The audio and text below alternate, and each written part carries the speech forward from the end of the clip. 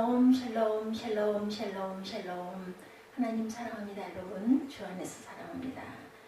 오늘은 출애굽기 32장 1절에서 14절까지의 말씀, 모세의 기도, 하나님께서 뜻을 돌이키셨습니다. 그 내용을 가지고 여러분과 함께 주님 귀한 은혜를 나눠보도록 합니다. 어땠어요? 백성이 모세가 산에서 내려오니 더림을 보고 이렇게 시작이 됩니다. 32장 1절이 모여서 백성이 아론에게 이르러 말하여 일어나라, 우리를 위하여 우리를 인도한 신을 만들라고 아론에게 이렇게 주장을 하죠. 이 모세 곧 우리를 애굽 땅에서 인도하여 낸 사람은 어찌 되었는지 알지 못함이라. 40일 동안 모세가 그 자리를 떠났었죠.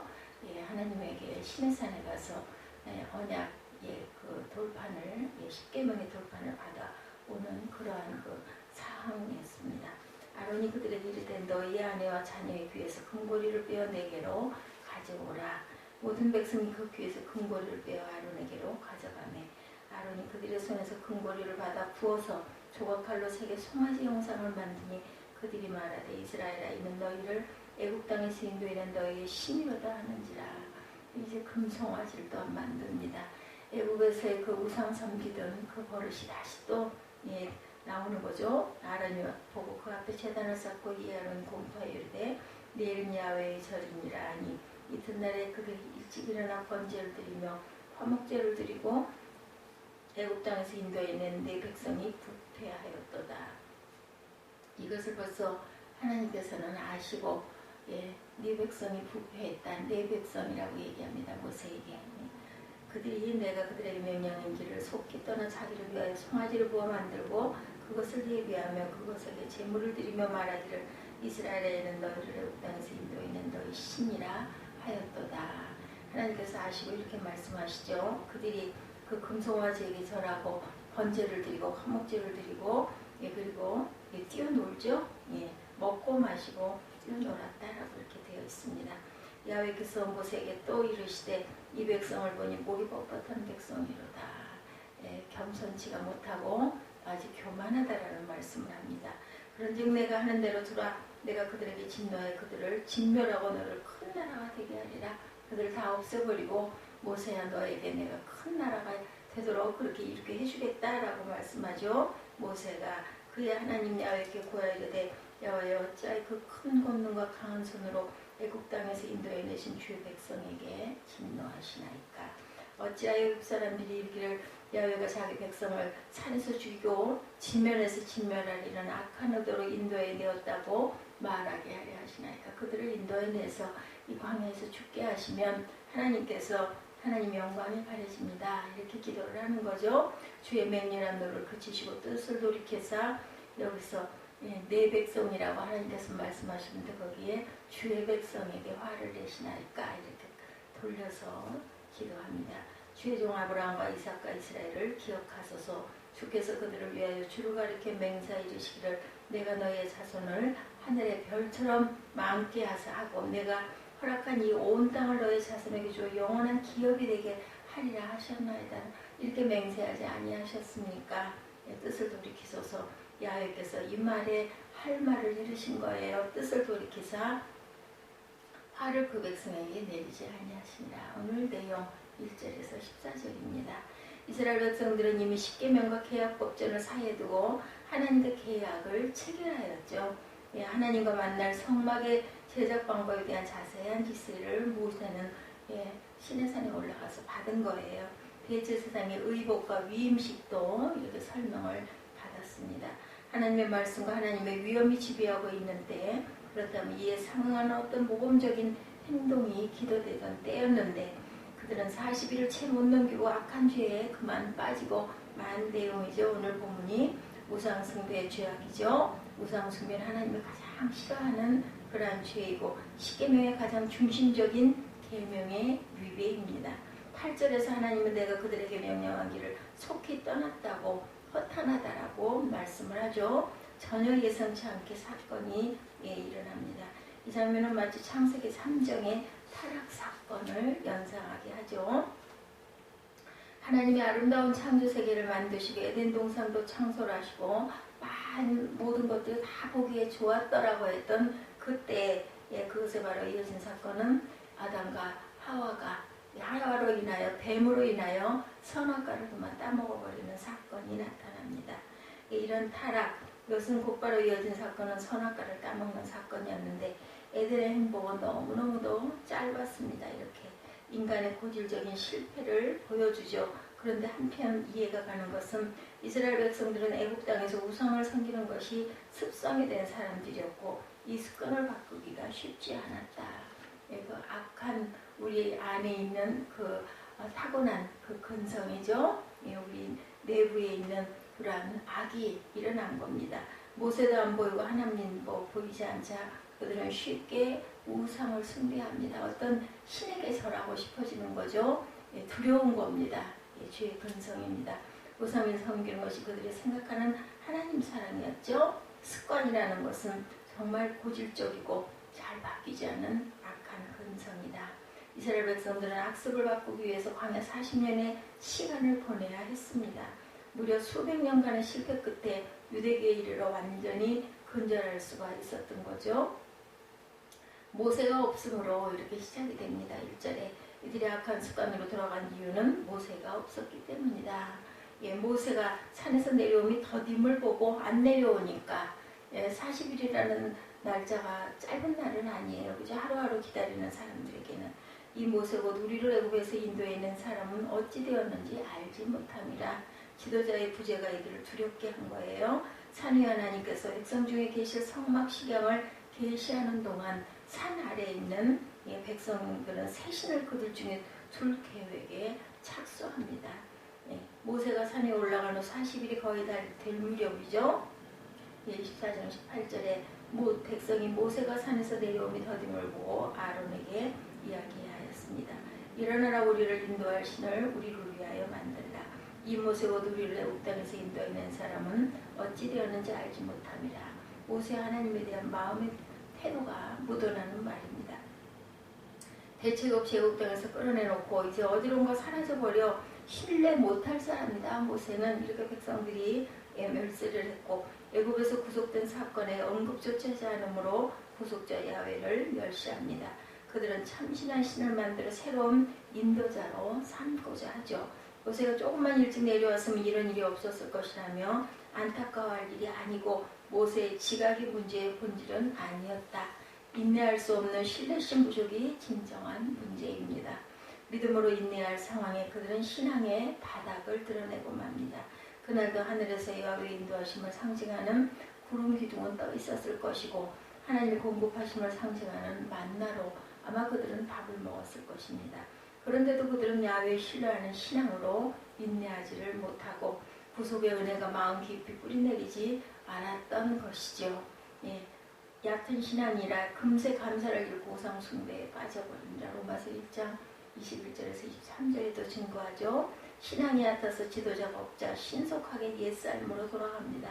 이 백성의 요구에 아론도 그들 아내와 자녀의 귀에 금고리를 빼내오도록 요구하는 부분이 오늘 22장 2절에 나타나 있죠. 아론이 낮은 변명에 진실이 섞여 있습니다. 22절에서 24절에 그렇게 나타나 있죠. 백성의 거센 요구를 단칼에 거부할 용기가 없었던 그가 소극적으로 저항하려고 했던 것일 수 있습니다.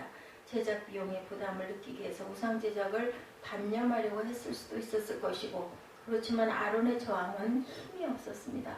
혼자 그 많은 백성을 감당할 수가 없었겠죠. 모든 백성이 우상받는 신속히 금부치를 가져오죠. 오늘 본문 3절에 보면 바쳐서는 안 될 일을 그들은 아낌없이 재물을 바칩니다.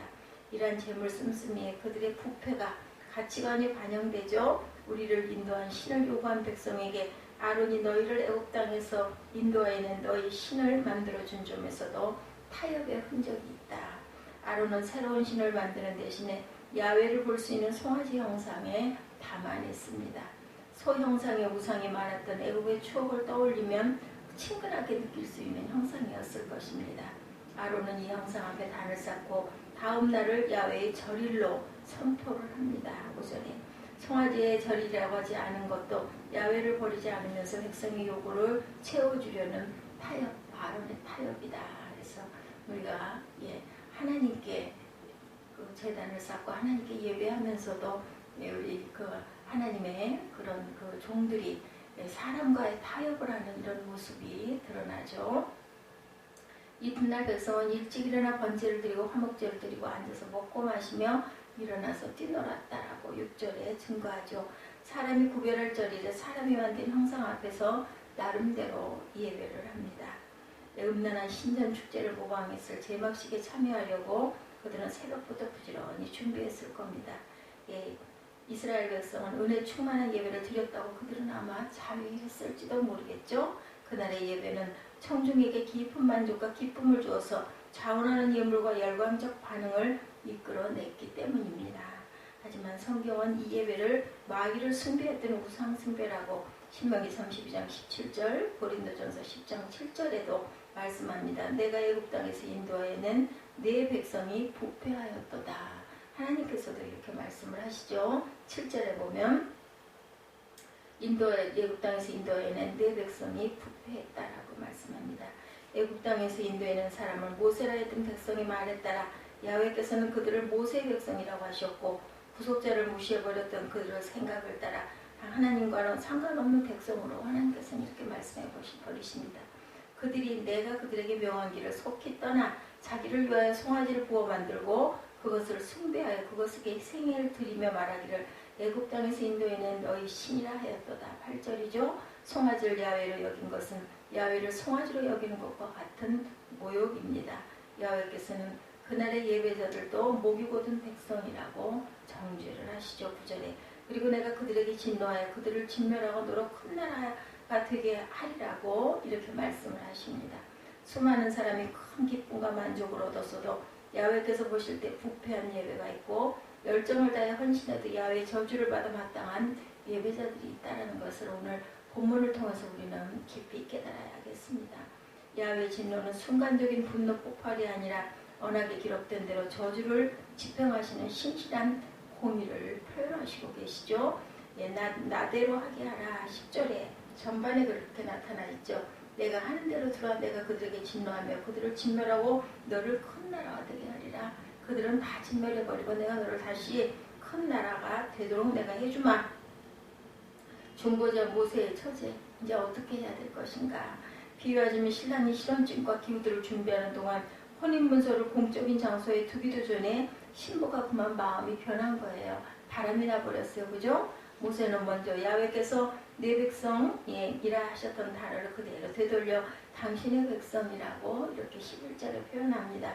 번제한 백성을 위해서는 변명할 말이 하나도 없는지라 하나님의 명의를 위해 진노를 거두시도록 간청을 하죠. 어찌하여 애굽 사람으로 이르기를 야훼가 화를 내며 그 백성을 산에서 죽이고 지면에서 진멸하려고 인도하여 내었다 이렇게 말하게 하려 하시나이까. 주의 명령은 너를 그치시고 뜻을 돌이키사 주의 백성에게 이 화를 내리지 마옵소서 이렇게 간구하죠. 모세는 야훼의 이름이 거룩히 여김 받으실 수 있도록 기도합니다. 이스라엘은 3번이나 순종을 다짐했던 신의 언약을 1계명에서 4계명까지 철저히 어겨버렸죠. 그래서 모세는 깨어진 언약이 아니라 아브라함과 이삭과 야곱과 맺은 언약의 기초에서 기도를 합니다. 주의 종 아브라함과 이삭과 이스라엘을 기억하소서. 주께서 주를 가리켜 그들에게 맹세하여 이르시기를 내가 너희 자손을 하늘의 별처럼 많게 하고 나의 허락한 이 온 땅을 너희 자손에게 주어 영원한 기업이 되게 하리라 하셨나이다. 13절이죠. 모세가 이렇게 아주 정확하게 그것을 아주 찝어서 얘기를 합니다. 모세는 야곱 대신 이스라엘이라는 이름을 사용하면서까지 철저히 언약의 기초에서 이스라엘을 위해서 간청합니다. 결국 야훼께서는 그 언약의 기초에서 뜻을 돌이켜서 말씀하신 화를 그 백성에게 내리지 아니하셨다 이렇게 나타납니다. 모세가 하나님보다 조상 언약을 더 잘 기억하고 성품도 하나님보다 더 자비로웠던 것도 아니죠. 말리지 말라고 통과하신 야훼의 본심은 중보자에게 말릴 기회를 주시는 거예요. 우리 부모님들은 자녀에게 화가 나고 속이 상하면 너 내 자식 아니야 나가 이렇게 얘기할 때가 있지만 그것은 거꾸로 얘기하면 이 자식아 네가 내 자식이 네가 나한테 부모에게 그렇게 할 수가 있니? 그러려면 너 내 앞에서 없어져라 이렇게 얘기하지만 너 잘못한 거 알고 깨달아라라는 얘기와 같다라는 거죠. 행위 언약은 무죄 상태의 아담과 맺은 언약, 곧 언약을 지킬 수 있는 의로운 자와 맺은 언약입니다. 아담이 의로운 상태라 중보자가 필요가 없었습니다. 은혜 언약은 죄인과 맺은 언약이라 죄 문제를 해결할 중보자가 반드시 필요하다. 그래서 우리가 중보기도가 필요하다라는 그러한 얘기죠. 예, 누가복음 말씀에도 그런 말씀이 있습니다. 34절에 보면 누가복음 23장 34절에 뭐라고 말씀하세요?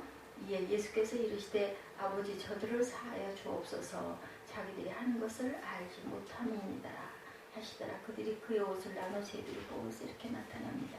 그들이 그렇게 악한 짓을 우상 숭배를 당장에 또다시 모세가 시내산에 그 돌판을 가지러 올라간 그 사이에 40일의 부재로 인하여 이런 우상 숭배하는 그 모습을 여호와께서는 탓하시고 그들을 이제 내가 진멸하여 버리려 했을 때 모세는 그들은 나의 백성이 아니라 하나님의 백성이니다.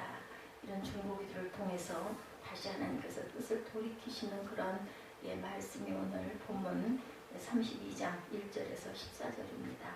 우리 32장 1절에서 14절까지 천천히 뜻을 생각하시고 합독하시고 기도하는 시간 갖도록 합니다. 오늘도 하나님께서 구호를 열어주셨습니다. 이 귀한 한 달 하나님의 귀한 뜻을 깨달아 아는 저희와 하나님의 자녀들 다 되게 하여 주옵소서 하고 기도하는 시간 갖도록 합니다.